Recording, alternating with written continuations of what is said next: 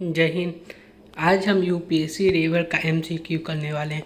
यह पूरा 20 क्वेश्चन रहेगा, जिसमें से यदि आप 10 भी क्वेश्चन का आंसर देते हैं तो आप किसी भी एग्ज़ाम के लिए तैयार रहिएगा। हर एग्ज़ाम आप निकाल सकते हैं, और 10-20 में से 20 दे देते हैं तो आप यूपीएससी लेवल के पढ़ाई पढ़ चुके हैं।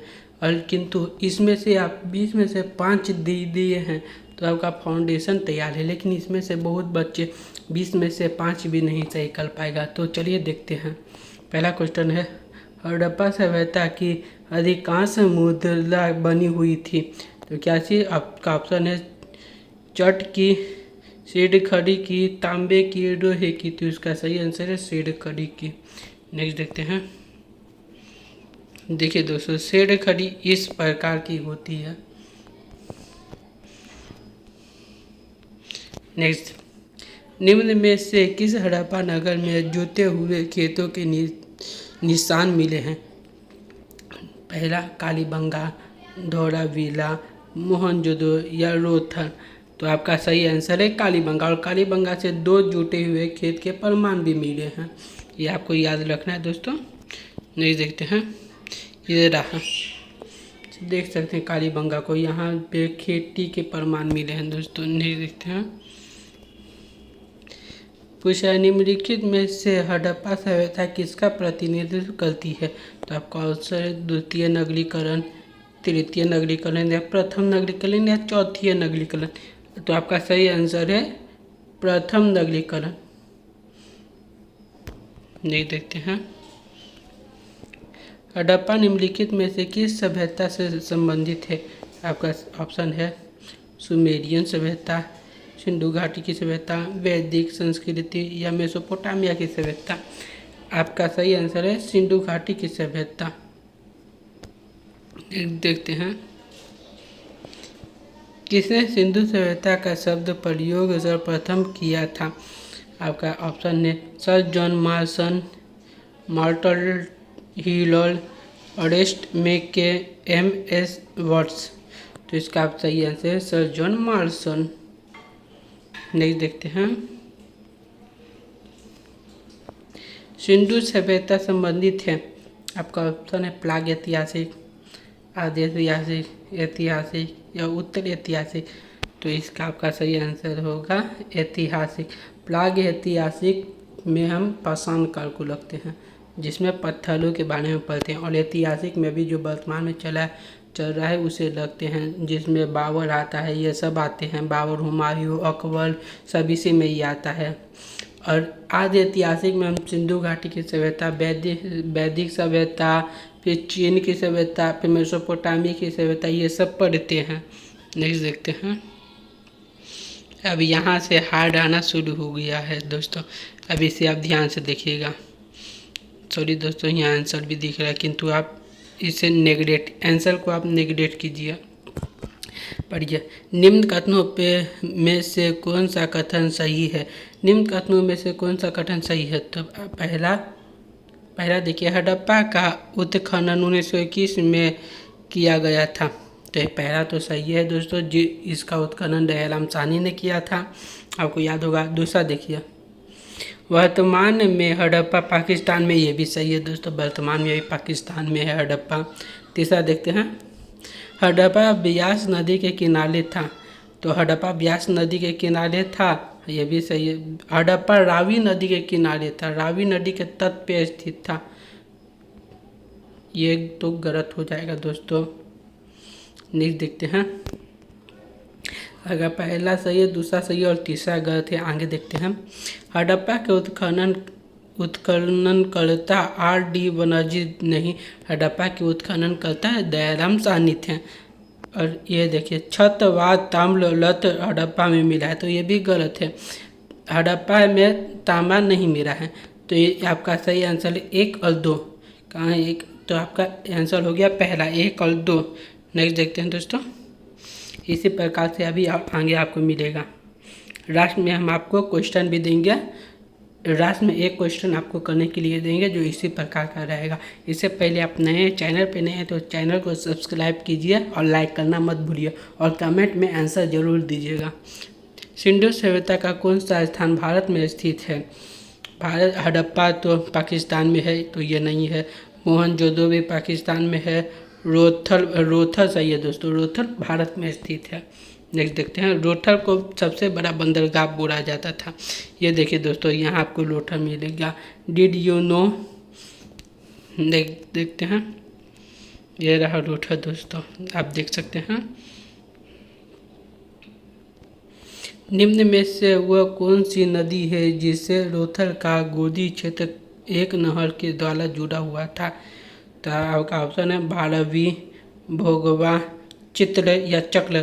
तो इसका आपका सही ऑप्शन है भागवी। नेक्स्ट देखते हैं दोस्तों, भारत का सबसे बड़ा हड़प्पा पुरास्थल कहाँ है? मतलब हड़प्पा का सबसे पुराना पुरास्थल कौन सा है? ये आपका ऑप्शन है आलगमेर, सॉरी दोस्तों, आलमगीरपुर, कालीबंगा, लोथल या राखीगढ़ी। तो इसका 10 का आंसर आप दीजिएगा दोस्तों। नेक्स्ट देखते हैं, यहाँ नीचे ऑप्शन है दोस्तों, ये आप मत देखिएगा, इसका आंसर आप दीजिएगा। आपका नेक्स्ट है, सिंधु घाटी सभ्यता, सिंधु घाटी संस्कृति वैदिक सभ्यता में निम्न थी क्योंकि इसके पास विकसित शहरी जीवन की सुविधाएं थी। नहीं दोस्तों, ये तो गलत हो जाएगा। नहीं, ये सही है दोस्तों, इसके पास विकसित शहरी जीवन की सुविधा थी। सिंधु घाटी में शहरीकरण बहुत विकसित था, इसीलिए ये तो सही होगा। नेक्स्ट देखते हैं, इसके पास चित्रलेखीय लिपि थी। हाँ, सिंधु घाटी की लिपि को चित्रलेखीय लिपि भी कहते हैं दोस्तों, जिसे भाव चित्रात्मक भी बोलते हैं। नेक्स्ट देखते हैं, इसके पास रोहे और रक्षा शस्त्र के ज्ञान का अभाव था। हाँ दोस्तों, ये तो सही है, सिंधु घाटी सभ्यता के लोग इन सब से अपरिचित थे, उन्हें इतना ज्ञान नहीं था। तो इसका आपका सही आंसर हो जाएगा D, all of this. Next देखते हैं, ये देखिएगा दोस्तों, सिंधु घाटी सभ्यता जानी जाती है। आपका पहला आंसर है अपने नगर नियोजन के लिए। हाँ सही है दोस्तों। मोहनजोदड़ो और हड़प्पा के लिए। हाँ चाहिए दोस्तों। सिंधु घाटी की सभ्यता की जुड़वा राजधानी मोहनजोदड़ो और हड़प्पा को भी कहते हैं। तीसरा, अपने किले से संबंधित कार्य के लिए। हाँ ये भी सही है दोस्तों। सिंधु घाटी सभ्यता में कृषि थी, किंतु कृषि पे उतना डिपेंडेंसी नहीं थी। व्यापार उस समय ज़्यादा प्रचलित थी। कृषि वैदिक सभ्यता में ज़्यादा हो गया था, किंतु ये भी सही हम कह सकते हैं। चौथा, अपने उद्योग के लिए। हाँ उद्योग, जैसा मैंने कहा, व्यापार के लिए बहुत प्रचलित थे इन लोगों। तो आपका सही आंसर है D, all of this. Next देखते हैं दोस्तों, यहाँ आंसर दिया है दोस्तों, आप आंसर को मत देखिएगा, आंसर को आप नेगलेक्ट कीजिए और खुद से कुछ आंसर देने की कोशिश कीजिए। सिंधु घाटी सभ्यता के संदर्भ में निम्नलिखित कथनों पर विचार कीजिए। आपका पहला है, यह प्रमुख लौकिक सभ्यता थी तथा उसमें धार्मिक तत्व यद्यपि उपस्थित था, अर्थशास्त्री नहीं थी। मतलब हड़प्पा सभ्यता में धर्म उपस्थित था, किंतु उतना प्रभावशाली नहीं थी कि सब धर्म के अनुसार ही सब कुछ करें। तो ये आपका सही है। नेक्स्ट देखते हैं, उस काल में भारत में कपास से वस्त्र बनाए जाते थे। तो ये भी सही है दोस्तों। तो आपका सही आंसर है एक और दो, दोनों हो जाएगा दोस्तों, ए और 2 या सी। नेक्स्ट देखते हैं,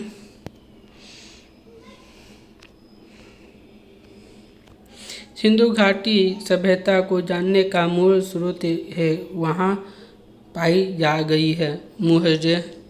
ये मुहर्रे तो पाई गई है दोस्तों, ये सही है। बर्तन, जेवी, हथियार, औजार, ये भी सही है।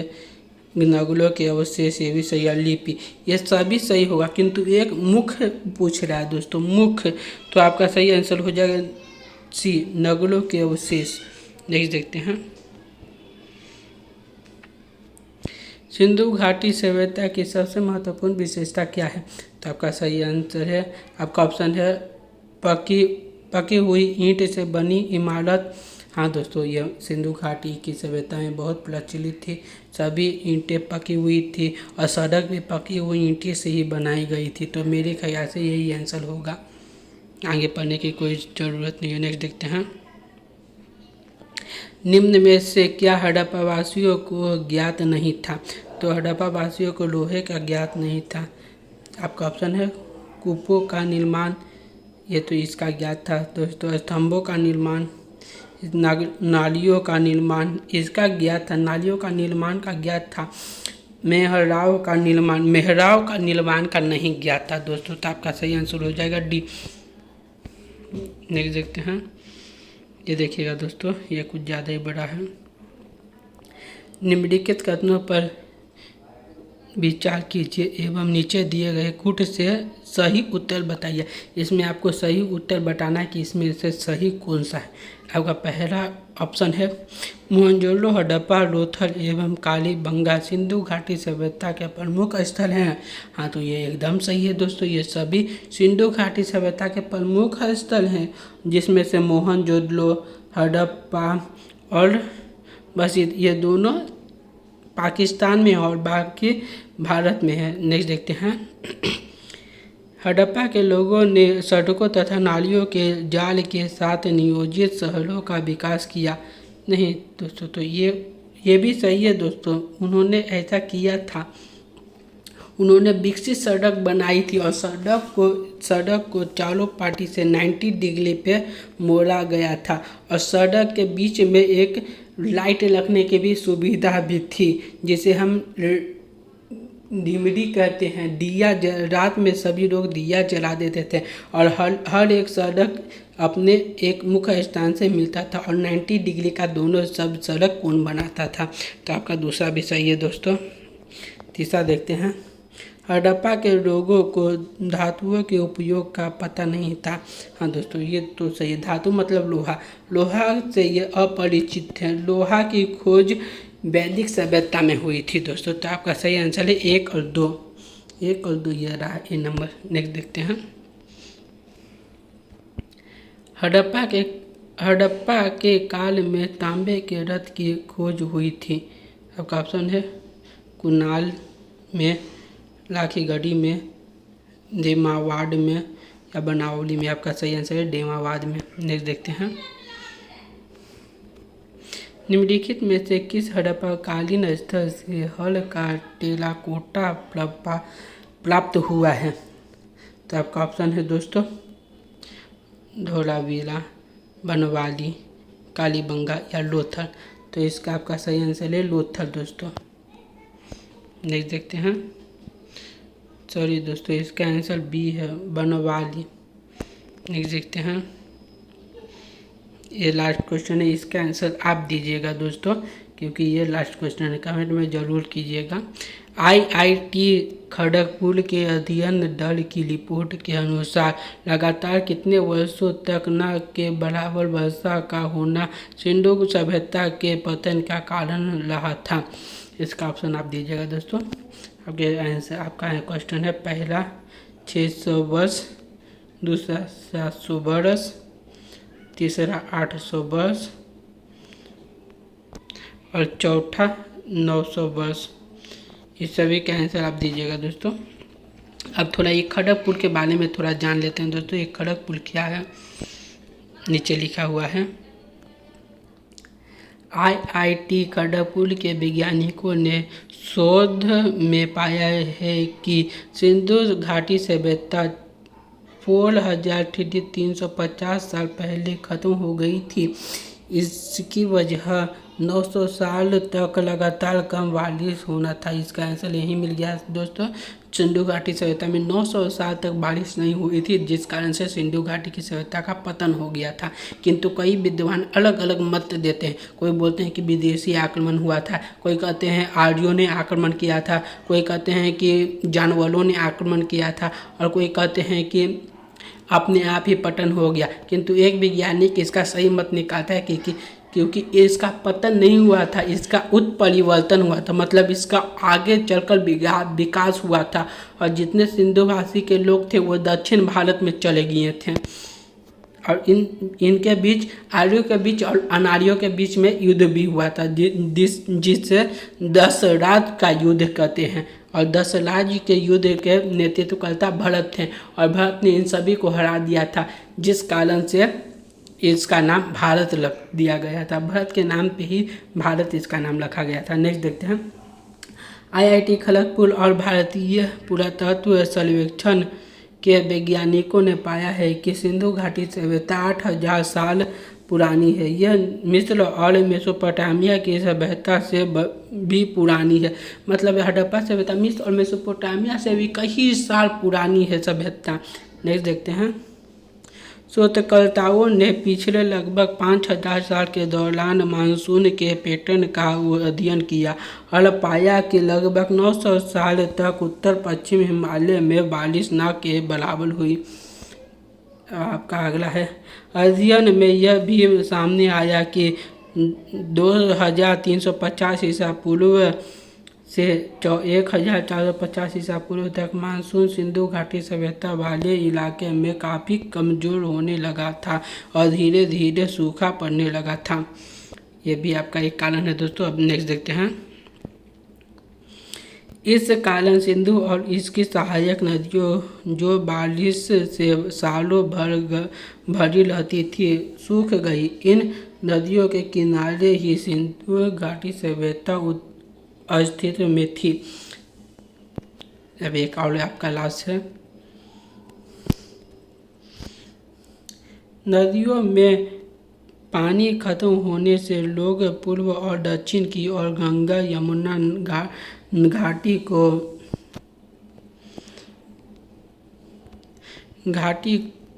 घाटी की ओर चले गए जहां बारिश बेहतर होती थी। एक और लास्ट है। नए क्षेत्रों में यहाँ के सभी निवासी स्थानांतरित हो गए और यह क्षेत्र पूरी तरह खाली हो गई थी। तो आप इसका मतलब समझते दोस्तों, सिंधु घाटी सभ्यता का पतन कभी नहीं हुआ था, इसका उत्परिवर्तन हुआ था। यहाँ के सभी लोग यहाँ से चले गए और दक्षिण भारत में बस गए थे और यह सभ्यता ऐसा ही रह गई थी और वेदों ने इस पे आके अपना अधिकार बना लिया था। तो आज के लिए इतना ही दोस्तों। वीडियो पसंद आए तो सब्सक्राइब कीजिए, लाइक कीजिए। मिलेंगे नेक्स्ट क्लास में। जय हिंद।